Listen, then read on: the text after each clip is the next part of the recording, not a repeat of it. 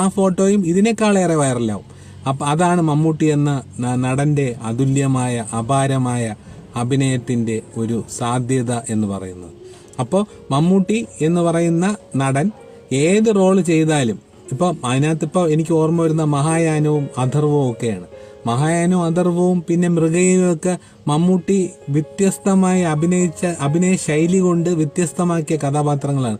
മൃഗയിലെ വാറുണ്യമൊന്നും മനസ്സിൽ നിന്നും മായാത്ത കഥാപാത്രമാണ്. ഐ.വി. ശശിയുടെ ചിത്രമായതുകൊണ്ട് തന്നെ ആ മൃഗയൊക്കെ നമ്മുടെ മനസ്സിൽ മായാത്ത ചിത്രങ്ങളായി ഇപ്പോഴും നിലനിൽക്കുന്നുണ്ട്.